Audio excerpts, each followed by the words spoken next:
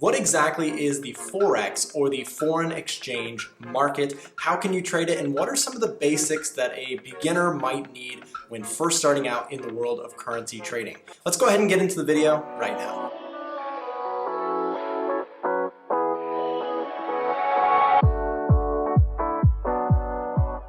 Forex has a lot of different names. Sometimes you'll hear foreign exchange market, sometimes you'll hear the currency market, sometimes you'll hear FX. There's all different names that the Forex market has, but essentially Forex is kind of the biggest name for it, but you'll again hear FX and currency market as well. So the Forex market is essentially a place where traders, investors, businesses, anyone really can trade or kind of speculate or exchange currency for one another. For example, you've probably heard of the euro, the pound, the US dollar, and in the currency market, you can actually trade or speculate on the direction of future price movements of these different currencies. Another cool aspect of the currency market is it's actually open 24/7.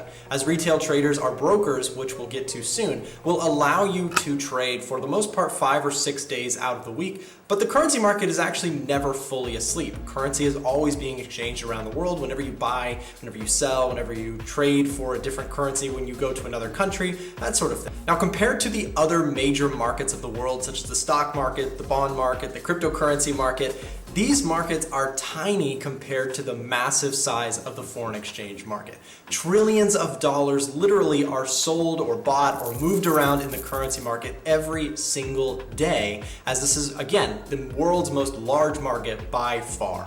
Now, in the currency market, different currencies are actually being traded versus one another. For example, the euro versus the US dollar is a speculation where you can basically take an idea of whether or not you think the euro will go up or down relative to the US dollar. It's kind of like a proportion if you're familiar with mathematics.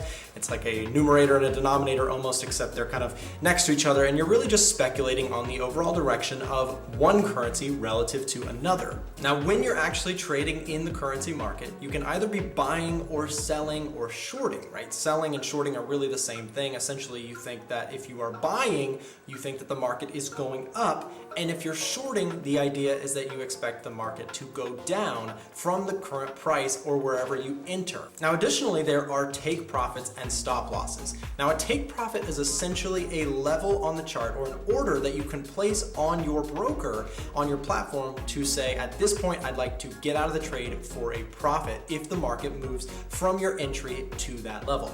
For example, if we took the euro USD, and let's say that you decide that you want to buy the euro USD. Well, if you buy the euro USD, you're wanting the price to make a movement in your favor to the upside, right? Because we're buying. And if price comes up to your take profit order, which you can set whenever you open the trade, you could be out of the trade for a profit wherever you set that level. Similarly, there's a stop loss on the other side of things. If you'd like to set a stop loss, you can set a level on the chart at which if the price goes against you, going back to our euro USD example, if price is going down on the euro USD, that means that the euro is devaluing relative to the US dollar, which is appreciating. And at some point, you could set a stop loss where the level will get you out of the trade for a loss, but will try to control the further losses on the account. So why do currencies actually change in value?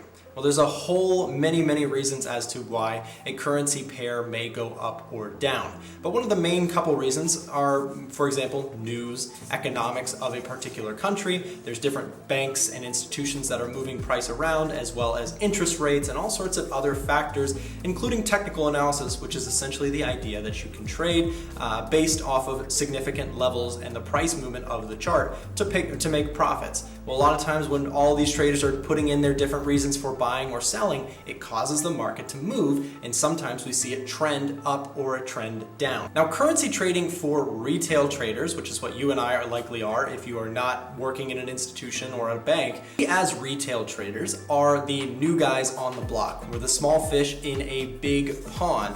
And really, this is kind of a new concept for retail traders to be involved in trading Forex. And the reason that Forex traders now are more readily available to retail or small people with not a lot of money, unless you have millions and millions of dollars, up until the last 10, 15 years ago, it's been very hard to get involved as a smaller investor. But now with the invention of leverage and the kind of possibilities through using a broker, we can actually access the foreign exchange market. Now, you might actually ask, well, well, what does that mean? But essentially, the currencies that we're looking at really aren't moving a massive amount. It's not like they're moving 20% in a day, such as a stock could potentially do or cryptocurrency does, right?